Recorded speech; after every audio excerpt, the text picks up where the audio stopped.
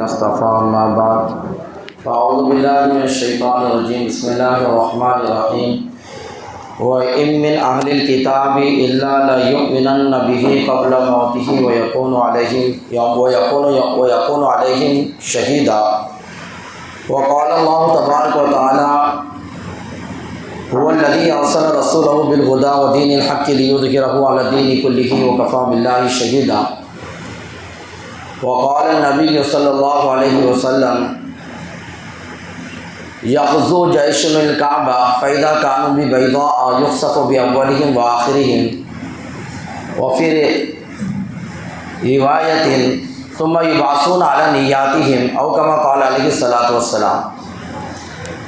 محترم بزرگوں دوستو، حضرت امام مہدی کے تعلق سے پہلے پوری بات آئی کہ وہ اللہ کے رسول صلی اللہ علیہ وسلم کی اولاد حضرت حسن رضی اللہ تعالیٰ عنہ کی اولاد میں سے ہوں گے، آپ صلی اللہ علیہ وسلم کے خاندان سے ہوں گے، حضرت فاطمہ رضی اللہ تعالیٰ عنہ، حضرت علی رضی اللہ تعالیٰ عنہ، ان خاندان سے آپ کا نسب ہوگا اور آپ اللہ کے رسول صلی اللہ علیہ وسلم کے مشابہ ہوں گے۔ خوبصورتی میں آپ صلی اللہ علیہ وسلم فرمایا کہ ان کا رنگ سفید سرخی مائل ہوگا، ان کی پیشانی کھڑی چوڑی ہوں گی، روشن ہوں گی اور ناک ان کی کھڑی ہوں گی، اور پھر مدینہ ان کی جائے پیدائش، ان کی جگہ مدینہ ان کی پیدائش کی جگہ، اور بیعت کی جگہ ان کی خلافت کی جگہ جو ہے تو وہ مکہ مکرمہ ہوں گی، اور ہجرت کی جگہ ان کی ملک شام۔ یہ بات پہلے ہمارے سامنے آ چکی ہے۔ اب جنگی حالات کے تعلق سے کہ ان کے زمانے میں جنگیں کیسی لڑائی جائیں گی اور حالات کیسے ہوں گے۔ امام مہدی علیہ رضوان ان کے ظہور سے پہلے مکہ مکرمہ، مدینہ منورہ، ملک حجاز جو ابھی سعودی عربیہ کہلاتا ہے، سعودی عربیہ کہلاتا ہے، یہ حجاز کا حصہ ایسا ہو جائے گا کہ ایک والی کا اور ایک حاکم کا وہاں پر انتقال ہو جائے گا، اس کی موت واقع ہو جائیں گی۔ تو اب کس کو جانشین بنانا، کس کو حاکم بنانا، اس پر بہت بڑا جھگڑا شروع ہوگا اور اتنی بڑی لڑائی ہوں گی کہ کافی خون ریزی ہو جائیں گی، کافی لوگوں کی موت اور شہادتیں واقع ہو جائیں گی، خون ریزی عام جیسا معاملہ ہو جائے گا۔ حکومت میں کوئی رہنے کو تیار نہیں ہوگا، یعنی بالکل حکومت کا نام و نشان مل جائے گا ملک حجاز سے، کوئی نظام اور کوئی انتظام باقی نہیں رہے گا حجاز کے اندر، اور افراتفری کا معاملہ ہوگا۔ مدینہ بھی اضطراب کا شکار ہوگا، مکہ مکرمہ بھی اضطراب کا بے چینی کا شکار ہوگا، پورا ملک حجاز کا یہ معاملہ ہوگا، بلکہ پوری دنیا کے اندر مسلمانوں کا تیتر بتر منتشر معاملہ ہوگا، بے چینی اور پریشانی، اور بالکل ترس رہے ہوں گے پوری دنیا کے مسلمان امام مہدی کے لیے، ترس رہے ہوں گے، ان کی یاد، امام مہدی کی یاد ستا رہی ہوں گی، اور خصوصاً مکہ والوں کو، مدینے والوں کو، اور ان سے بھی زیادہ ملک شام والوں کو، اور ان سے بھی زیادہ عراق والوں کو۔ یہ ملکوں کے اندر سب سے زیادہ حضرت امام مہدی کی یاد ستا رہی ہوگی۔ اللہ کے نبی صلی اللہ علیہ وسلم نے جب یہ بتایا کہ ان علاقوں میں زیادہ شدت سے امام مہدی کی یاد ستا رہی ہے ان علاقوں والوں کو، آج ہم دیکھتے ہیں تو اللہ کے نبی کی بات پوری سچ ہمیں نظر آتی ہے بالکل، کہ آج ہم دیکھو تو بیچارے ان کے بچے ترانہ گاتے ہیں تو سلام یا مہدی یا وادی کا صادق یا صادق الوادی، وہ بیچارے ترانہ یہی گا رہے کہ سلام ہو اے مہدی تم پر، وہ امام مہدی کو پکار رہے گے۔ فلسطینی بچے بھی ترانہ گاتے ہیں تو اس نظم کے اندر، ان شدہ کے اندر وہ بھی امام مہدی کو سلام دیتے ہیں، سلام یا مہدی یا وادی کا صادق یا صادق الوادی، کہ امام مہدی کا وہ لوگ انتظار کریں شدت سے۔ عراق کا یہ حال ہے، یمن کے لوگوں کا بھی یہی حال ہے، ملک شام کا بھی یہ حال ہے۔ تو آج دیکھ رہے کہ اللہ کے نبی کی بات ہو بہو ثابت آ رہی ہے کہ وہ لوگ امام مہدی کو ترس رہے، امام مہدی کی یاد ان کو ستا رہی ہے۔ تو اس ٹائم میں بھی ایسے ہی ہو جائیں گا۔ اب لوگ مدینے کے اندر تلاش کریں گے کہ امام مہدی، اب یہ وقت ہے ان کے ظہور کا، تو امام مہدی کو ہم ڈھونڈیں گے، تو ڈھونڈنے کے لیے نکلیں گے مدینے کے اندر۔ تو حضرت محمد بن عبداللہ جو ہوں گے، ان کو اپنے اوپر ڈر لگے گا کہ کہیں یہ مجھے امام مہدی نہ سمجھ لے اور یہ مجھے اپنا حاکم اور ذمہ دار نہ بنا لے۔ وہ وہاں سے مکہ، مدینہ منورہ سے مکہ کی طرف روانہ ہو جائیں گے، یعنی وہاں سے بھاگ جائیں گے مکہ کی طرف۔ مکہ کے اندر مکہ والے مدینے والوں سے زیادہ تلاش میں لگے ہوں گے، ایک ایک چپا چپا ناکہ بندی کر کے ایک ایک کو تلاش کر رہے ہوں گے، ایک ایک گھر میں جا کر، محلوں میں، چوراہے پہ جہاں ان کو موقع ملے گا وہ شدت سے تلاش میں لگے ہوں گے۔ پھر وہ مکہ مکرمہ میں پہنچنے کے بعد فوراً وہ خانہ کعبہ کے اندر آ جائیں گے کہ کہیں باہر میں پکڑا نہ جاؤں۔ جب وہ خانہ کعبہ میں آئیں گے تو ایک جماعت کی نظر ان کے اوپر رہیں گی، وہ بھی ان کے پیچھے خانہ کعبہ میں آ جائیں گے. یہ خانہ کعبہ کا طواف کر رہے ہوں گے اور وہ لوگ ان کو غور سے دیکھیں گے اور کافی دیر کے بعد پھر ان کو مقام ابراہیم پر پکڑ لیں گے اور کہیں گے کہ آپ ہی مہدی ہیں، ہاتھ آگے بڑھائیے، ہمیں بیعت کرا دیجیے. یہی حجتیں چلیں گی. تو ایک دوسری روایت میں آتا ہے کہ ظہر کی اذان ہوگی اور جماعت کھڑے ہو جائیں گے. نماز کون پڑھائے گا، مسئلہ کھڑے ہوگا تو کہیں گے کہ آپ ہی نماز پڑھاؤ، آپ ہی امام مان دیے. زبردستی کر کے ان کو امام بنا دیں گے. امام بنیں گے تو بعض روایت میں آتا ہے کہ آپ سجدے میں جائیں گے، ظہر کی نماز کے سجدے میں امام بن کر جائیں گے، تبھی آپ کے اوپر اللہ تعالیٰ کی طرف سے اعلان ہوگا کہ آپ مہدی ہیں. اور ایک صحیح روایت کے اندر یہ آتا ہے کہ یصلح اللہ تعالی فی لیلۃ واحدہ، کہ ایک رات آپ سوئیں گے، اسی رات میں آپ کے اوپر اللہ ساری صلاحیتیں ڈال دیں گے. جو صلاحیتیں ہونی چاہیے وہ ساری صلاحیتیں آپ کو رات میں ہی ڈال دی جائیں گی، آپ کے دل کے اندر، آپ کے جسم کے اندر اتار دی جائیں گی ساری صلاحیتیں. بہرحال سلام پھرنے کے بعد امام مہدی علیہ رضوان اعلان کریں گے کہ میں ہی مہدی ہوں، میرے ہاتھ پر بیعت کرو. تو اس وقت بیعت کرنے والوں کی تعداد صحیح روایت کے اندر آتی ہے 313 کی رہے گی. 313 کی تعداد ہوگی جو ان کے ہاتھ پر بیعت کریں گی. وہ 313 اس روئے زمین کے مقدس اور بڑے افضل ترین لوگ ہوں گے جو سب سے پہلے امام مہدی کو پہچان رہے بھی، اور پھر ان کے ہاتھ پر بیعت وہ کر رہے ہیں. اور بیعت ہو رہی ہے خانہ کعبہ مقام ابراہیم پر ہو رہی ہے. 313 کی بیعت ہونے کے بعد یہ اب افواہ پھیلیں گی ملک شام کی طرف. تو ملک شام کے اندر عیسائیوں کا بھی ایک بہت بڑا لشکر آ چکا ہوگا، اور ایک سفیانی شخص کا بھی بہت بڑا لشکر، دونوں کے لشکر ہوں گے، دونوں بھی ہم پلہ ہم نوالا لوگ ہوں گے. تو یہ لشکر پہلا سفیانی اپنا لشکر بھیجے گا، وہ اتنا بڑا لشکر ہوگا کہ امام مہدی اور ان کے ساتھی 313 اس کا مقابلہ نہیں کر سکیں گے، اتنا بڑا لشکر ہوگا. تو اللہ تبارک و تعالیٰ کی یہ ضابطہ اور یہ سنت چلی آ رہی ہے کہ جب پکے سچے مسلمان ایک جگہ جمع ہو جائے، کبیرہ گناہ کرنے والے نہیں بلکہ جو کبیرہ گناہوں سے بچنے والے، متقی، پرہیزگار اور توکل علی اللہ، اللہ کے ذات پر بھروسہ کرنے والے، یقین اللہ کی ذات پر رکھنے والے پکے مسلمان جمع ہو جائے اور وہ نہتے ہو اور وہ مخلص ہو، تو اللہ تبارک تعالیٰ پھر اپنی طرف سے مدد بھیجتے ہیں. یہاں پر بھی ایسے ہوگا 313 کے پاس کوئی تلوار نہیں ہے، کوئی ہتھیار نہیں ہوگا، 313 کے بعد نہتے ہوں گے، اور اتنا بڑا لشکر ملک شام سے مدینہ کی طرف آئیں گا، مکہ کی طرف. تو اللہ تبارک تعالیٰ کیا کریں گے؟ مسلم شریف کی روایت حضرت عائشہ راوی ہے، اللہ کے رسول فرماتے ہیں کہ اللہ تعالیٰ مکہ مدینہ کے درمیان یخسف باول و آخر، دونوں کو بھی زمین کے اندر ڈھسا دے گا. حضرت عائشہ نے پوچھا اللہ کے نبی اس کے اندر تو بازار والے لوگ بھی ہوں گے، گاؤں والے، کچھ چھوٹے چھوٹے دیہات والے لوگ بھی ہوں گے، وہ تو اس لشکر میں شامل نہیں ہوں گے، پھر ان کو بھی ڈھسا دیں گے اللہ تعالیٰ؟ اللہ کے رسول نے فرمایا ہاں یخسف باولہم و آخرہم، سب کو ڈھسا دیں گے، وہ گاؤں والوں کو بھی ڈھسا دیں گے جو اس میں شریک نہیں، سب کو ڈھسا دیں گے. پھر آگے فرمایا ثم یبعثون علی نیاتہم، لیکن پھر قیامت کے دن اللہ تعالیٰ نیتوں پہ فیصلہ کریں گا کس کی کیا نیت تھی. اب گاؤں والوں کی، بستی والوں کی تو کوئی نیت نہیں تھی تو وہ تو بچ جائیں گے، جس کی نیت تھی ان امام مہدی کے لشکر پر حملہ کرنے کی، وہ سب کے سب جہنم میں چلے جائیں گے.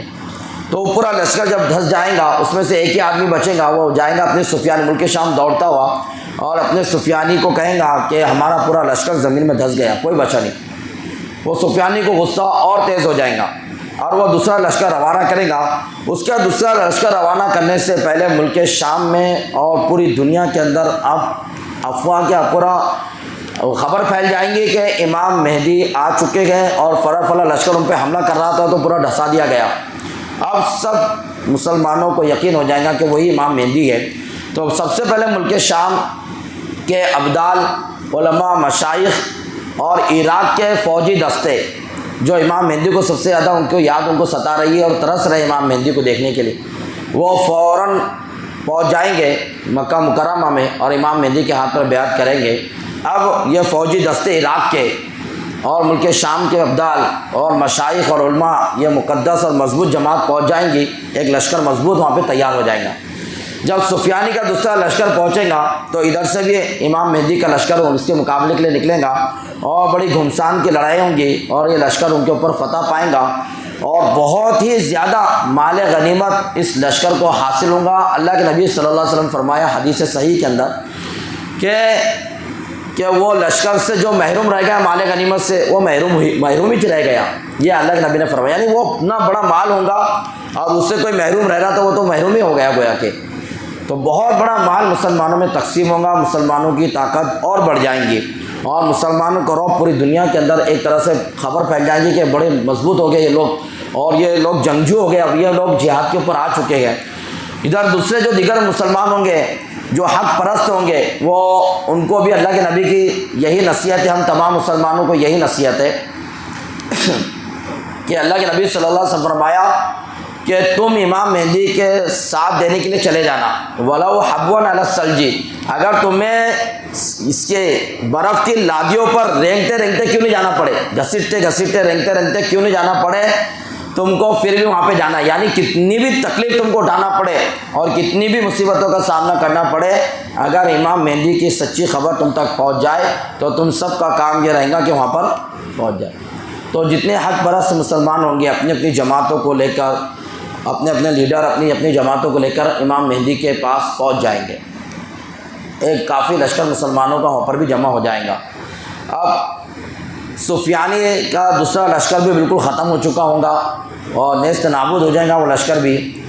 تو اب وہاں پر عیسائی لوگ رہیں گے ملک شام میں۔ ایک تو سفیانی لشکر تھا، ایک عیسائیوں کا لشکر تھا۔ عیسائیوں کا لشکر کی تعداد ہے 8 لاکھ، بہت ہی جنگجو، طاقتور، مضبوط، اور وہ ان کی نظر رہیں گے کیونکہ پورے دنیا میں تو ان کی حکومت ہی قائم ہو گئی تھی، یہود و نصارہ مشرکین کی، مسلمان تو پوری دنیا میں مار کھا رہے ہوں گے۔ تو اب ان کو جوش آئے گا کہ ہمارے سفیانی کے 2 لشکر کو انہوں نے ختم کر دیے، تو اب ان کے لیے سب سے بڑا ٹارگٹ جو رہے گا وہ مکہ مکرمہ مدینہ منورہ رہے گا کہ یہ دونوں جگہوں کو ختم کرو۔ پوری دنیا کو تو ہم نے اپنے مٹھی میں کر ہی لیا، قابو میں کر لیا ایک حد تک، اب چلو یہ مکہ مکرمہ اور حرم شریفین پر، یہ دونوں مکہ مکرمہ اور مدینہ منورہ، مکہ حرم ہے اللہ کے حکم سے، اللہ نے اس کو حرم بنایا، اور مدینہ حرم کیوں ہے؟ اللہ کے نبی صلی اللہ علیہ وسلم کے کہنے سے، تو دونوں کو حرم شریفین کہتے ہیں۔ اب وہ مکے کی طرف اس کی نظریں رہیں گی، تو ان کا امام مہدی علیہ رضوان کو اللہ تعالیٰ فراست بھی دیں گا، تو آپ سمجھ جائیں گے کہ اگر یہ لوگ مکہ مدینہ آئے تو یہاں پر تو بہت حالات خراب کر دیں گے، بڑی طاقتور قوم ہے اور بڑی تعداد ہے ان کی، تو آپ پھر مشورہ کر کے اپنے لشکر کو لے کر اس کی طرف روانہ ہوں گے ملک شام۔ اب امام مہدی کے لشکر میں کتنے ساتھی رہیں گے؟ صرف 12,000، وہ ہے 8 لاکھ اور یہاں پر ہے 12,000۔ اب یہ لوگ ملک شام پہنچ جائیں گے اور وہ 8 لاکھ کا لشکر کی جب خبر ان 12,000 مسلمانوں کو پہنچیں گی تو اس میں سے 1/3 لشکر کے لوگ واپس بھاگ جائیں گے، 4,000 تقریباً وہاں سے بھاگ جائیں گے، صرف 8,000 بچیں گے 12,000 میں سے۔ اللہ کے نبی صلی اللہ علیہ وسلم فرمایا کہ اس روئے زمین کے سب سے بدترین وہ لوگ ہوں گے، ثم لا یتوب اللہ علیہم ابداً، کہ اللہ تعالیٰ ان کی توبہ کو قبول نہیں کریں گے، مردود ہوں گے، اسلام سے دھتکارے ہوئے ہوں گے، ان کی توبہ قبول نہیں ہوں گی۔ کیوں نہیں ہوں گی؟ کہ ایک تو 12,000، اس میں سے یہ 4 بھاگ کر آنا، یہ بولا مطلب 8,000 کو بالکل کمزور کر دینا ہے، احساس کمتری کا شکار بنانا۔ دوسرا اللہ کے نبی تو یہاں تک کہہ رہے ہیں ہم مسلمانوں کو کہ وَلَوْ حَبْوًا عَلَى الثَّلْجِ، کہ تم کو اگر برف کی وادی پہ سے بھی گزرنا پڑے، گھسیٹتے بھی جانا پڑے، رینگتے بھی جانا پڑے، تو تم کو وہاں پہ پہنچنا ہے امام مہدی کی مدد کے لیے۔ اور یہ لشکر میں سے بھاگ کر آ جا رہے تو بڑے غصے کی اور بڑی لعنت کی بات ہے اور بڑی پکڑ کی بات ہے۔ تو ان لوگوں کی پکڑ یہ ہوگی کہ اللہ ان کی توبہ کو قبول نہیں کریں گے، کتنا بھی روئیں گے تو ان کی توبہ قبول ہونے والی نہیں ہوں گی، یعنی نہ دنیا ملا نہ آخرت ان کو ملیں گی، نہ خدا ملا نہ وصال صنم، ایسا ان کا معاملہ ہو جائے گا۔ اب بچیں گے 8,000، اب یہ 8,000 فوج کا مقابلہ ہوگا 12 لاکھ فوج، 8 لاکھ فوج سے 8,000 فوج کا مقابلہ۔ اب 1,000 کے مقابلے میں کافر اور عیسائی 1 لاکھ، ادھر 8,000 ادھر 8 لاکھ۔ حضرت امام مہدی علیہ رضوان پہلا ایک دستہ بھیجیں گے، 3 دستے بنائیں گے آپ اپنی فوج کے، پہلا دستہ روانہ کریں گے، وہ دستہ پہلے دن لڑنے کے لیے جائیں گا، ان لوگوں سے لڑائی ہوں گی پہلے دن کی لڑائی صبح سے چلیں گی تو شام ہو جائیں گی۔ فوج عیسائیوں کی فوج اپنے اپنے خیموں میں جائیں گی، لیکن مسلمانوں کا جو دستہ صبح سے شام تک جو لڑ رہا تھا وہ اپنے خیموں میں واپس نہیں آئیں گا، کیونکہ ایک بھی نہیں بچے گا، سب شہید ہو جائیں گے۔ مسلمانوں کے یہ جو دستے کا خیمے تھے وہ سب خالی پڑے ہوئے رات بھر، کیونکہ امام مہدی دیکھ رہے ہیں ایک بھی واپس نہیں آیا، سب کے سب شہید ہو گئے میدان کے اندر، لاشیں پڑی۔ دوسرا دن آئے گا، آپ دوسرے دن دوسرے لشکر کو روانہ کریں گے، دوسرا لشکر جائیں گا۔ اب 8,000 میں سے ایک لشکر چلا گیا تھا، وہ دستہ شہید ہو گیا پورا شام ہوئے تک، اب دوسرا لشکر گیا تو کتنی تعداد ہوگی ان کی؟ وہ بھی صبح سے شام تک لڑیں گا. جو رات ہوں گی فوجی اپنے اپنے خیموں میں آئیں گے، لیکن یہ دوسرا دستہ جو اپنے خیموں میں واپس نہیں آئے گا، سب کے سب شہید ہو چکے ہوں گے اور خیمے ان کے خالی پڑیں گے. پہلے بھی دستے کے خیمے خالی، دوسرے بھی دستے کے خیمے خالی، سناٹا ان خیموں کے اندر. اب امام مہدی تیسرے دستے میں خود شریک ہو کر تیسرے دن آئیں گے. تیسرے دن بھی جنگ ہوں گی صبح سے شام تک اور سب کے سب شہید ہو جائیں گے. امام مہدی اور گنے چنے مسلمان بچیں گے جن کی تعداد روایتوں میں آتا 2000 سے بھی کم رہیں گی. اب اتنے بچے ہوئے ہیں، سامنے اتنی بڑی تعداد اور ادھر 2000 بچے ہوئے بس. لیکن اللہ تعالیٰ کا ضابطہ ہے کہ جب مسلمان نہتے ہو جاتے ہیں اور کمزور ہو پڑ جاتے ہیں، لیکن یقین مضبوط ہوتا ہے، اعمال مضبوط ہوتے ہیں، اعمال اور یقین مضبوط ہے، توکل علی اللہ ہے، اللہ کی ذات پہ بھروسہ ہے، اور دشمن ان کو دیکھ کر ہنس رہے ہو، مذاق اڑا رہے ہو. یہ چوتھے دن جب یہ لشکر 2000 سے بھی کم کا پہنچے گا میدان میں، تو ان کو دیکھ کر وہ پورے ہنسیں گے اور موج مستی کریں گے اور کہیں گے دیکھو بیچارے مرنے کے واسطے آ گئے. اب پہلے تو پورے ساتھیوں کو مروا دیا، اب یہ مرنے کے لیے آ گئے. ہنسیں گے مسلمانوں کو دیکھ کر. مسلمان بے بسی لاچاری کی حالت. اب کوئی دنیا میں کے اعتبار سے، مادی اعتبار سے کوئی مدد کی کوئی امید نہیں. اب ڈائریکٹ مسلمانوں کی نگاہ جیسے بدر کے اندر 313 کی نگاہ اللہ کی ذات پہ تھی، اب ان کی بھی نگاہ اللہ کی ذات کے اوپر ہوں گی. اب کوئی اسباب پر ان کی نگاہ نہیں ہے، اب ڈائریکٹ مسبب الاسباب کے اوپر ان کی نگاہ جا چکی ہے اور دشمن ان کا مذاق اڑا رہے گے. اللہ کی رحمت اور مدد جوش میں آئیں گی. اور پھر چوتھے دن کی جو لڑائی ہوں گی، اللہ کے نبی صلی اللہ علیہ وسلم فرماتے ہیں، مسلم شریف کی روایت ہے، وہ جنگ تو ایسی لڑی جائیں گی، گھمسان کی جنگ کہ دیکھنے والے اس کو دیکھتے رہ جائیں گے، آنکھیں گھومتے رہ جائیں گے. ایسی خطرناک وہ جنگ ہوں گی، مسلمان پورے جوش کے ساتھ لڑیں گے، پوری طاقت اور پورے جوش اور ایمان کے ساتھ میں مسلمان لڑیں گے. اور گاجر مولی کی طرح سبزی جیسے کاٹی جاتی ہے، ایسی دشمنوں کو کاٹتے کاٹتے چلے جائیں گے، یہاں تک کہ شام ہوتے ہوتے وہ لشکر جو بچے گا وہ بھاگ جائے گا. جو مریں گے ان کی لاشوں کا اتنا میدان ان کی لاشوں سے بھر جائے گا. اللہ کے نبی فرماتے ہیں کہ پرندہ صبح میں نکلے گا لاش کے ایک کنارے سے، تو دوسرے کنارے پہنچے تک رات ہو جائیں گی اور وہ پرندہ تھک کر زمین پہ گر کے مر جائے گا. پورا میدان لاشوں سے بھرا ہوا ہوگا. اب وہ مسلمان جتنے بچے ہوئے ہیں وہ وہاں پر فتح پائے ہوئے مسلمان ہیں، انہوں نے اللہ کی مددوں کو اپنی آنکھوں سے دیکھا. ان کا ایمان اور بڑھ چکا ہے اور ان کا امام ان کا امیر کوئی معمولی نہیں ہے، بلکہ امام مہدی علیہ رضوان ہے. تو وہ کامیابی ہونے کے بعد پھر یہ لشکر تھوڑا بھی آرام نہیں کر پائے گا کہ یورپ کی طرف پھر یہ لشکر بڑھے گا. اب یہ لشکر مستقل لڑنے والا ہے، پیچھے ہٹنے والا لشکر نہیں ہے یہ. تو یہ یورپ کی طرف بڑھیں گے. حضرات صحابہ نے پوچھا اللہ کے نبی کیا ہرقل کا قسطنطنیہ یہ پہلے فتح کریں گے یا ملک روم کو یہ جماعت پہلے فتح کریں گے؟ صحابہ پوچھ رہے. اللہ کے نبی دیکھو کتنے سال پہلے بتا کے جا رہے پورا معاملہ. اللہ کے نبی نے وہ جو جماعت نصارہ کی جو رہیں گی اس شہروں کے نام تک بھی بتا دیے کہ وہ کون سے شہروں کے اندر وہ جماعت رہیں گی. تو وہ 2 شہروں کے نام ملک شام کے بتائے انہوں نے، ان کی تعداد بتا دی 8 لاکھ. تو بہرحال یہ یورپ کی طرف بڑھیں گے. تو اللہ کے نبی نے فرمایا کہ یہ پہلے قسطنطنیہ فتح کر چکے ہوں گے، یعنی یہ اس سے مراد مسلمان. اور 900 ہجری وغیرہ میں محمد بن فاتح کے زمانے میں 21 سال کے اس نوجوان نے قسطنطنیہ پہلے فتح کر چکا ہے. قسطنطنیہ استنبول یعنی ترکی، انہوں نے ترکی فتح کیا تھا محمد ابن فاتح نے. اور دنیا کا واحد آدمی تھا جس نے سب سے پہلے ایسا میزائل بنایا تھا جو 8 کلومیٹر یا 7 کلومیٹر تک یہ بم گولا جاتا تھا، میزائل جاتا تھا ان کا. تو اور جو کشتی ہے پانی میں چلائی جانے والی کشتی کو انہیں 8 کلومیٹر یا 12 کلومیٹر زمین کے اوپر کشتی کو چلایا تھا. یہ دنیا کی تاریخ کے اندر پہلا مسلم بادشاہ گزرا کہ جس نے بم اتنا بڑا بنایا کہ جو 12 کلومیٹر 8 کلومیٹر جائے.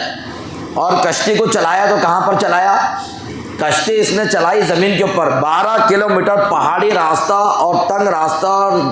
اور دروں کے اندر سے، یعنی پہاڑی دروں کے اندر سے یہ اپنا لشکر لے کے نکلا تھا محمد بن فاتح، نوجوان خوبصورت. جب قسطنطنیہ فتح کیا تھا تو اللہ کے نبی نے کہا تھا کہ تجھے جنت کی بشارت ہو.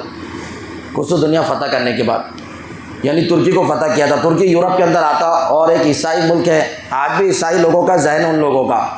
یعنی ان لوگوں پر عیسائیوں کا اس وقت عیسائیت کا غلبہ ہے. لیبرل قسم کے لوگ ہیں، مسلمان سیکولر قسم کے لوگ ہیں. اچھے مسلمان کم تعداد میں ہیں اور دوسرے لبرل اور سیکولر قسم کے مسلمان بڑی تعداد میں ہیں. عیسائیوں سے متاثر وہ لوگ ہیں ترکی کے. تو اللہ کے نبی نے فرمایا یہ تو پہلے فتح کر چکے ہوں گے، لیکن روایت میں آتا ہے کہ کچھ یورپ کے ملکوں کو فتح کرنے کے بعد پھر امام مہدی کا لشکر ترکی کو فتح کرے گا۔ اب سوال یہ پیدا ہوتا ہے کہ اس وقت ترکی کے اوپر تو مسلمان کی حکومت ہے، رجب طیب اردوغان وہاں کا ابھی اس وقت والی ہے، ذمہ دار ہے، وہاں کا راشٹرپتی ہے، تو پھر حملہ کیسے کیا جائے گا؟ حملہ تو کافر حکومت پہ کیا جاتا، مسلمان حکومت پہ کیسا؟ تو اس کا جواب علماء اکرام مورخین نے یہ دیا ہے کہ یا تو وہاں پر اس وقت عیسائیوں کی پوری حکومت آ جائیں گے، یا پھر وہ برائے نام مسلمان ہوں گے، منافق قسم کے ہوں گے، لبرل قسم کے ہوں گے، تو اس لیے امام مہدی کو وہاں پر حملہ کرنا پڑے گا۔ تو دو باتیں ہوں گی، یہ چلا جائے گا، مر جائے گا، یا مرتد ہو جائیں گے یہ لوگ کچھ بھی، یا پھر عیسائی لوگوں کی یہاں پر حکومت آ جائیں گی ترکی کے اندر۔ تو یہ لوگ یورپ کے اندر ملکوں کو فتح کر کے ترکی کو بھی فتح کریں گے، اور ترکی فتح کرنے کے اللہ کے نبی نے بتایا مسلم شریف کی روایت میں، ترمذی شریف یا مسلم شریف کی روایت ہے، صحیح روایت ہے، کہ یہ جو اسلامی لشکر مسلمانوں کا ترکی کیسا فتح کرے گا، قسطنطنیہ کیسا فتح کرے گا؟ کہا کہ یہ سمندر کے راستے سے جائیں گے، اور سمندر کے راستے سے جائیں گے، اور جب کنارے پر اتریں گے تو نہ ہتھیار چلائیں گے، نہ تیر چلائیں گے، نہ تلوار چلائیں گے، بلکہ تمام مسلمان ایک زبان ہو کر کہیں گے لا الہ الا اللہ، بس اتنا جملہ کہنا ہوگا کہ پوری دیوار گر جائیں گی، قسطنطنیہ کی پوری سفیلیں، پوری دیوار اور ان کے بارڈر پورے کے پورے زمین پر گر جائیں گے۔ پھر دوسری مرتبہ مسلمان کہیں گے لا الہ الا اللہ، تو جتنا ملبہ زمین پہ گرا تھا سب کے سب صاف ہو جائیں گا، راستہ بالکل ہموار ہو جائے گا، کلیئر ہو جائیں گا۔ اب اسلامی مسلمانوں کا لشکر اندر داخل ہوگا تو ان کے اوپر مسلمانوں کا ایسا رعب و دبدبہ ہوگا کہ وہ بالکل مغلوب ہو جائیں گے، اور مسلمانوں کا اسلامی جھنڈا ترکی کے اوپر قائم ہو جائے گا، قسطنطنیہ کے اوپر۔ اب مسلمانوں کو بہت کچھ فتح حاصل ہو چکی ہے، کیونکہ کہاں سے لڑتے چلے یہ لوگ؟ لڑتے چلے مکہ سے، پھر مدینے سے لشکر لے کر انہوں نے 12,000 کا لشکر لے کر پھر عیسائیوں کو پسپا کیا، نصرانیوں کو پسپا کیا تھا ملک شام میں، پھر ملک شام سے انہوں نے یورپ کو فتح کیا، آخر میں یورپ کا ایک ملک ترکی کو فتح کیا، اور ترکی کے اندر ابھی یہ لوگ زیتون کے درختوں پر اپنی تلواریں لٹکائے ہوں گے، کچھ کپڑے اپنے ایسے لٹکائے ہوں گے، تھوڑا اطمینان لے رہے ہوں گے، امام مہدی علیہ رضوان مال غنیمت تقسیم کر رہے ہوں گے مجاہدین کے درمیان میں۔ اسی درمیان میں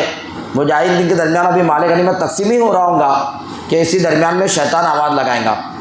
کہ مسلمانوں تم کو خبر بھی ہے کہ دجال تمہارے اولاد اور بچوں، بیوی بچوں کے درمیان میں آ چکا ہے اور فساد مچا چکا ہے۔ اب یہ خبر سننا تھا کہ حواس باختہ مسلمان ہوتے سارا تقسیم ایک طرف چھوڑ دیں گے، اور جو ہاتھ میں آئیں گے اور جو چیز لے سکیں گے وہ لے کر اپنے گھوڑوں پر، اپنے سواریوں پہ جو بھی رہیں گی سواری اس پہ سوار ہو کر اب امام مہدی علیہ رضوان ملک شام دمشق کی طرف روانہ ہوں گے۔ یورپ میں تھے، ترکی میں تھے، اب یہ دمشق کی طرف ملک شام کی طرف روانہ ہوں گے۔ اللہ کے رسول صلی اللہ علیہ وسلم فرمایا کہ پہلا دستہ جو روانہ کریں گے کہ یہ خبر صحیح ہے غلط معلوم کرنے کے لیے، تو وہ دستے کے تعلق سے اللہ کے نبی نے فرمایا انی عارف اسماءہم و اسماء آبائہم و الوان خیولہم، کہ میں قسم بخدا میں ان مسلمانوں کے نام بھی جانتا جو پہلا دستہ روانہ ہوگا، امام مہدی علیہ رضوان جو پہلے دستے کو روانہ کریں گے ان کے ناموں کو بھی جانتا، ان کے والدوں کے بھی نام کو میں جانتا، اور ان کے گھوڑوں کے جو کلر ہوں گے ان کلر کو بھی میں جانتا ہوں کہ وہ کلر کون سے ہوں گے۔ تینوں باتیں اللہ کے نبی نے فرمائی، اور فرمایا خیر و فراسہم، اس طرح کا کوئی لفظ ہے کہ وہ بہترین گھوڑ سوار ہوں گے فی الارض، روئے زمین پہ سب سے بہترین گھوڑ سوار ہوں گے، ان سے افضل ترین لوگ روئے زمین پہ کوئی نہیں ہوں گے جو آگے روانہ ہوں گے، ان کے نام بھی، ان کے والد کے نام بھی، اور ان کے گھوڑوں کے رنگ تک اللہ کے نبی صلی اللہ علیہ وسلم کو بتا دیے گئے کیسا وہ لشکر ہوگا اللہ کی نگاہ میں اور اللہ کے رسول کی نگاہ میں، کہ جس کو 1400 سال پہلے اللہ تعالیٰ بتا رہے۔ بہرحال وہ لشکر آگے روانہ ہوں گا، اور ادھر سے امام مہدی کے لشکر پیچھے روانہ ہوں گا، اور یہ لوگ دمشق پہنچیں گے تو خبر پہنچے گی کہ پہلے وہ خبر غلط تھی، لیکن دمشق پہنچنے کے بعد فوراً پھر دوسری خبر آئیں گی تو واقعی دجال نکل چکا ہوگا، اور دجال پوری دنیا میں گھوم رہا ہوگا، اور پوری دنیا کے اندر لوگ اس کو مان رہے ہوں گے، مرتد ہو رہے ہوں گے کثرت سے، کمزور ایمان والے یہود و نصارہ اس کے ساتھ میں ہو جائیں گے، مشرکین اس کے ساتھ میں ہو جائیں گے، ہنود اس کے ساتھ میں ہو جائیں گے، اور وہ دنیا کے اندر فساد مچا دے گا۔ وہ وقت مسلمانوں کا بڑا خستہ حالی کا، پریشانی کا وقت ہوگا، قحط سالی کا زمانہ ہوگا، مسلمان پریشان حال ہوں گے، اور مسلمان ذلیل و خوار ہو رہے ہوں گے۔ ایسی حالت مسلمانوں کی اس وقت میں ہو رہی ہوں گی جگہ جگہ پہ، دور دور علاقوں میں، اور مدینہ مکہ کے اندر بھی مسلمان نہایت ہی بہرحال رہیں گے، اور اللہ کے دین پہ عمل کر رہے ہوں گے جس حالت میں بھی ہوں گے مسلمان۔ تو جب یہ دمشق کے اندر پہنچ چکے ہوں گے امام مہدی علیہ رضوان کا لشکر، اور یہ خبر صحیح ہوں گی اور اس کا فساد کی خبریں پہنچ رہی ہیں امام مہدی تک، تو امام مہدی اس سے لڑنے کے لیے تیاری میں لگ جائیں گے، مجاہدین کو ٹریننگ مضبوط دینے میں لگ جائیں گے، ہتھیاروں کو جمع کرنے میں اور فوجیوں کو ٹریننگ اور سکھانے میں لگے ہوئے ہوں گے۔ وہ پہنچے گا پھر مکہ میں اور مدینے میں، تو مکہ میں تو داخل نہیں ہو سکیں گا، پھر مدینہ آئیں گا، تو مدینے میں بھی فرشتوں کا پہرا دیکھ کر وہ اور پہاڑ کے پاس کھڑے اپنا لشکر لے کر رک جائیں گا۔ کچھ دن تک وہاں اس کا قیام ہوگا، غالباً 3 دن تک۔ تو مدینے میں 3 دن زلزلہ آئے گا، 3 دن، پہلا دن زلزلہ آئے گا تو کچھ لوگ مدینے سے بھاگ کر اس کے لشکر میں شامل ہو کر اس پر ایمان لا لیں گے، مرتد ہو جائیں گے۔ نفاق والے لوگ اور کمزور ایمان والے، یعنی جن کا ایمان اللہ کو پسند نہیں ہوگا، جن کی حرکاتیں اللہ کو پسند نہیں ہوں گی، ایسے لوگ مکہ مدینہ چھوڑ کر وہ دجال کی فوج میں مل جائیں گے۔ پھر دوسری مرتبہ زلزلہ آئے گا، پھر ایسے ہی ملحد قسم کے نفاق والے اور جن کا ایمان اللہ کو پسند نہیں ہے، جن کے اعمال اللہ کو پسند نہیں آئیں گے، ایسے لوگ پھر زلزلہ کے خوف سے مدینہ چھوڑ کے بھاگیں گے، اور دجال باہر تو لشکر کے ساتھ میں ہوگا،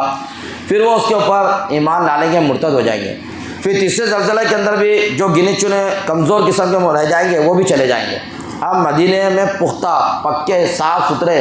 مضبوط ایمان والے باقی رہ جائیں گے۔ تو مدینے سے بزرگ نکلیں گے دجال کی طرف، اور دجالی فوج اس کو ان کو پکڑ لیں گے، کہیں گے تمہارا دجال کا ہے، تو کہیں گے ہمارے معبود کو دجال کہتے ہیں، ہمارا معبود نہیں، ہمارے معبود ہے وہ مسیح ہے، وہ دجال نہیں ہے۔ تو یہ کہیں گے تمہارا وہ مسیح نہیں، جھوٹا ہے وہ مسیح، ہمارا مسیح جو سچے مسیح ہے وہ تو آنے والے ہیں ابھی، یہ تو جھوٹا مسیح ہے، یہ کذاب ہے، یہ دھوکہ ہے۔ تو وہ اس کو قتل کرنا چاہیں گے، تو بعض فوجی بولیں گے اس کو قتل مت کرو، اسے اپنے آقا کے پاس، مسیح کے پاس لے کر چلو، تو وہ دجال کے پاس لے کر جائیں گے۔ اس کو دیکھتے گے، اس کی ایک آنکھ جو رہیں گی وہ ایک ہی آنکھ ہوں گی، اور وہ بھی ایسی رہیں گی جیسے کہ پانی میں کوئی انگور ڈال دے تو انگور کیسا تیرتا، ویسے اس کا آنکھ کے اندر وہ دیدہ تیرتے رہیں گا اس کا،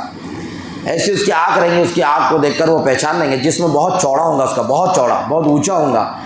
اس کی آنکھ کو دیکھ کر وہ پہچان لیں گے کہ تو ہی وہ دجال ہے جس کی ہمارے پیارے رسول اللہ صلی اللہ علیہ وسلم نے خبر دی تھی۔ تو دجال کو غصہ آئے گا، بیچ میں سے ان کو کاٹ ڈالے گا، مار دے گا، اور ان کے دونوں ٹکڑے دو طرف پھینک دیں گا اور بیچ میں سے چلے گا، اور اپنی فوجیوں کو کہیں گا کیا میں اسے زندہ کر دوں تو تم مجھے معبود مانو گے؟ تو کہیں گے کہ ہاں، ہم تو آپ کو معبود حقیقی مانتے ہیں، ہمارا مسیح مانتے ہیں، لیکن آپ ابھی زندہ کر دیں تو ہمارا یقین اور بڑھ جائے گا۔ تو دجال پھر کیا کرے گا، ان دونوں حصوں کو جوڑے گا اور ان کو کہیں گا کہ چلو اڑ جاؤ، تو اللہ کے حکم سے وہ زندہ ہو جائیں گے بزرگ۔ پھر وہ اس کو کہیں گے کہ اب تو مجھے پورا یقین ہو گیا کہ تو ہی دجال ہے جس کے بارے میں ہمارے نبی خبر دیے تھے، تو ہی دجال ہے۔ تو وہ دجال کو غصہ آ جائے گا کہ سارے لشکر کے سامنے مجھے دجال کہہ کے پکار رہا، تو وہ دجال کیا کرے گا، دوبارہ قتل کرنا چاہیں گا تو وہ قتل نہیں کر سکے گا، بار بار قتل کرنے کی کوشش کرے گا، قتل نہیں کر سکے گا تو گھبرا جائے گا، اور اپنے فوج کو کہے گا چلو وہ امام مہدی کون ہے ان کا، اس سے مقابلہ کریں گے ملک شام جا کر۔ تو وہ امام مہدی کے مقابلے کے لیے اپنا پورا فوج لے کر ملک شام کی طرف چلے گا، مدینہ منورہ سے ملک شام کی طرف روانہ ہوگا۔ ادھر امام مہدی علیہ رضوان کو معلوم ہو جائے گا کہ یہ لشکر آ رہا ہے، تو وہ تیاری اور مضبوط کر لیں گے۔ جب وہ دجال کا لشکر بالکل ملک شام دمشق کے اندر پہنچے گا، تو یہ لوگ دمشق کے اندر جیسے وہ لشکر پہنچے گا تو یہ لوگ دروازے کھڑکیاں، مسجد جو ملک شام کے اندر دمشق کے اندر جامع مسجد ہے، بنو امیہ کے خلیفہ نے اس کو بنایا تھا، بڑی تاریخی مسجد ہے، تو اس مسجد کے سارے دروازے کھڑکیاں بند کر کے پورے لشکر کو اندر لے کر بند ہو جائیں گے امام مہدی، اور پھر وہ دمشق کے اندر، پھر وہ جامع مسجد کے پاس میدان کے اندر وہ پڑاؤ ڈال دیں گا اپنا، اور رات کا وقت ہو چکا ہوگا تو وہ کہیں گا صبح میں حملہ کرنا ہے، رات آرام کر لو، صبح میں ان کے اوپر حملہ کر کے ان کو نیست نابود کر دیں گے۔ تو یہ دروازہ بند ہے، اور امام مہدی سارے سپاہیوں کو رات بھر اللہ کی طرف متوجہ بھی کر رہے، لڑائی کا طریقہ بھی سکھا رہے، اور سارے اصول اور ضابطے جنگ کے بتا رہے ہوں گے، اور ساری ٹریننگ دے رہے ہوں گے، آپ جو بھی بچی کچی ہوں گی۔ اتنے میں رات کیسے گزریں گی اور کیسی حالت ہوگی مسلمانوں کی کہ اس لشکر کا مسلمان مقابلہ نہیں کر سکتے، بالکل نہ امام مہدی دجال کا مقابلہ کر سکتے، نہ وہ لشکر دجال کی فوج کا مقابلہ کر سکتا۔ وہ رات مسلمانوں کی کیسی گزرتی ہوں گی کہ چاروں طرف پوری مسجد کو گھیر کر رکھا ہے دجالی فوج نے پوری طاقت کے ساتھ، اور دجال اتنی بڑی طاقت کے ساتھ آیا ہے کہ وہ زمین سے غلہ اگا رہا، آسمان سے بارش برسا رہا، زندہ کر رہا مردوں کو، اور وہ لوگوں کو مردوں کو اٹھا کے لا رہا ہے۔ ایسے وہ حرکتیں کرے گا اور فراوانی کرے گا دولتوں کی، وہ ایسی حالت اور ایسی طاقت کے ساتھ آئیں گا تو ایسی حالت کے اندر امام مہدی علیہ رضوان مسجد کے اندر لوگوں کو سمجھا رہے ہوں گے، طاقت مضبوط کر رہے ہوں گے، لیکن بہرحال یہ لشکر مقابلہ نہیں کر سکتا۔ اللہ کے نبی صلی اللہ علیہ وسلم نے اس حالت کے بارے میں فرمایا، صحابہ کرام سے مسلم شریف کی غالباً روایت ہے کہ کیف انتم اذا نزل فیکم ابن مریم، کہ تم کیسا محسوس کریں گے کہ تمہارے درمیان ایسے وقت میں حضرت عیسیٰ علیہ السلام اتر جائے، مریم کے بیٹے تمہارے درمیان آسمان سے اتر رہے ہو، تم کیسا محسوس کریں گے؟ اور پھر آگے فرمایا کہ وہ امامکم منکم، اور امام تمہارا ہوگا، وہ امام نہیں ہوں گے۔ تم کیسا محسوس کرو گے؟ امام تم میں سے کوئی رہیں گا اور وہ امام رہیں گے نہیں، ایسی حالت ہوں گی، تم کیسا محسوس کریں گے؟ صحابہ مسکرائے کہ اللہ کے نبی بڑی خوشی کا مقام ہوگا کہ ایک وقت کے نبی ہمارے درمیان تشریف لائے، آنکھوں سے اترتے ہوئے دیکھ رہے مسلمان، اور دوسرے یہ کہ امام ہمارا ہوگا، بڑا خوشی کا مقام ہوگا۔ کہاں کہ رات گزریں گی اور اتنے میں ایک مؤذن اذان دیں گا دمشق کی جامع مسجد میں، اور امام مہدی کو پتہ بھی نہیں چلے گا کہ رات کیسی گزر گئی، اور نماز کے لیے پھر مجاہدین سب کے ساتھ نماز کے لیے لپک پڑیں گے، کیسی نماز جامع نماز ہوں گی وہ، کہ خوف چاروں طرف سے ہے اور ایسے وقت میں نماز پڑھی جا رہی ہے، ایک یقین یہ بھی ہے کہ یہ زندگی کی آخری نماز ہے۔ سارے مجاہدین نماز کی طرح لپک پڑیں گے وضو وغیرہ کر کے، اور سنت موقدہ وغیرہ ادا کرنے کے بعد تکبیر بولے جائیں گے، اور امام مہدی علیہ رضوان مصلی پہ پہنچنے والے ہوں گے کہ اتنے میں شور ہوگا، پیچھے کے صف والے شور کریں گے کہ ارے دیکھو کون اتر رہے دیکھو، تو امام مہدی علیہ رضوان مصلی سے بڑھتے پیچھے ہٹیں گے اور تیزی سے جائیں گے اور دیکھیں گے کہ حضرت عیسیٰ علیہ السلام اتر رہے ہیں۔ جیسے عیسیٰ علیہ السلام اتریں گے پھر زمین پر نیچے آئیں گے، تو امام مہدی کہیں گے کہ حضرت نماز کا وقت ہو چکا ہے، آپ نماز پڑھائیے۔ تو ان کی پیٹھ کو تھپتھپاتے ہوئے، پیٹھ کو آگے کرتے ہوئے کہیں گے کہ نہیں، نماز تو تم ہی پڑھائیں گے، میں تمہارے درمیان نبی بن کر نہیں آیا، میں تو اس امت کا ایک قائد، ایک امام، ایک لیڈر بن کر آیا، ابھی نماز تم پڑھاؤ۔ تو وہ نماز امام مہدی پڑھائیں گے، اور مقتدی عیسیٰ علیہ السلام رہیں گے کہ روح اللہ کے برگزیدہ رسول اور پیغمبر۔ وہ نماز ہونے کے بعد باقی ساری نمازیں پھر بعد میں مسلمانوں کو عیسیٰ علیہ السلام ہی پڑھائیں گے۔ امام مہدی علیہ رضوان وہ ساری چیزیں ان کے سپرد کر دیں گے کہ آپ آگے تو آپ ہی اب ہمارے لیڈر رہیں گے۔ 7 سال امام مہدی علیہ اکیلے 7 سال مسلمانوں کی کمانڈ کریں گے، مسلمانوں کی رہنمائی کریں گے، اور پورے حالات سے مسلمانوں کو لے کر بچا کر مسلمانوں کو لے کر چلیں گے 7 سال، اور 2 سال پھر امام عیسیٰ علیہ السلام کے اترنے کے بعد عیسیٰ علیہ السلام کے ماتحت ہو جائیں گے۔ بہرحال صبح کا وقت فجر کے سلام پھیرنے کے بعد لشکر سے کہیں گے عیسیٰ علیہ السلام کھڑے ہو کر کہ کوئی بھی آگے نہیں بڑھے گا، میرے اور اللہ کے دشمن کے سامنے سے ہٹ جاؤ، اب مجھے اور اس کو لڑنے دو آپس میں، یہ وہ کہیں گے، یعنی دلاسا دیں گے کہ میں اکیلا بھی کافی ہوں کر کے، یہ دلاسا دیں گے سارے مسلمانوں۔ بہرحال دروازہ کھول دیا جائے گا دمشق کی جامع مسجد کا عیسیٰ علیہ السلام کے حکم سے، کھڑکیاں کھول دی جائیں گی، اور مسلمانوں کو ایک آواز سنائی دیں گی کہ جیسے 2 پہاڑ آپس میں ٹکرائے، یا 2 بجلی آپس میں ٹکرائی، یا 2 سمندر آپس میں ٹکرائے، ایک دھماکہ سنائی دے گا۔ بس اس دھماکے کا سننا ہوگا کہ یہ عیسیٰ علیہ السلام کا اور اس لشکر کا لڑائی کا وقت ہوگا، پورے مسلمان ایک ساتھ میں بھیڑ جائیں گے دجال کے لشکر پر، اور بڑی طاقت کے ساتھ لڑتے ہوئے دجال کو دیکھ کر حیرت ہوں گی کہ یہ لشکر لڑا کیسا ہم سے، اس کی اتنی طاقت کیسی، لیکن دیکھتے دیکھتے اس کی نظر پڑ جائیں گے اصلی مسیح پر، یہ تو ڈپلیکیٹ مسیح ہے، اوریجنل مسیح کے اوپر، حقیقی مسیح کے اوپر اس کی نظر عیسیٰ علیہ السلام پہ پڑ جائیں گی، اس کو فوراً گھبراہٹ شروع ہو جائے گی، کپکپانے لگے گا، اپنی پوری طاقت بھول جائے گا، پوری صلاحیتیں کھو بیٹھے گا،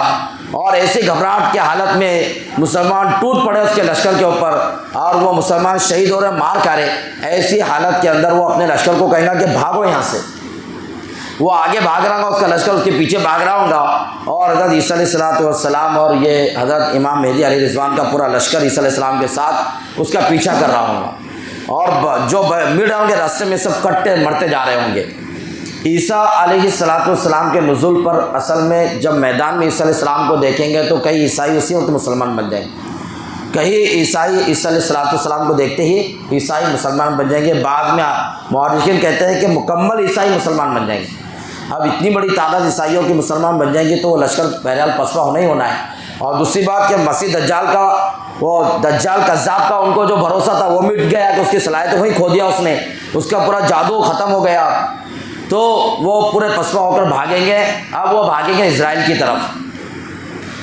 اور فلسطین کی طرف، اسرائیل کی طرف بھاگیں گے۔ ابھی تھے یہ دمشق کے اندر، ملک شام کے اندر، اب یہ روانہ ہو رہے ہیں، اسرائیل کی طرف بھاگ رہے ہوں گے یہ لوگ۔ اور اسرائیل کی طرف بھاگنے کا یہ ہوگا کہ وہاں سے پناہ مل جائیں گی، شپ ہوں گی کچھ ایسی بنی ہوئی جو ہوا میں ان کو لے کے چل جائے، آسمان میں اڑا لے، پلین ہوں گے کچھ اس طرح بنے ہوئے کہ ان کو آسمان میں اڑا لے، بچا لے حضرت عیسیٰ علیہ السلام سے، حضرت مہدی علیہ رضوان سے۔ تو یہ لوگ بھاگیں گے، پیچھے یہ کریں گے، یہاں تک کہ باب لط پر جا کر پھر حضرت عیسیٰ علیہ السلام اس کو پکڑ لیں گے۔ اب عیسیٰ علیہ السلام کا اس کا مقابلہ ہوگا تو اس کا وہ جو اتنا چوڑا تھا، لمبا تھا، وہ اتنا پگھلتا چلا جائے گا، جیسا کہ پانی میں نمک پگھلتا، ایسے عیسیٰ علیہ السلام کو دیکھ کر یہ پگھلنا شروع ہو جائے گا، تو عیسیٰ علیہ السلام کے برابر ہو جائے گا۔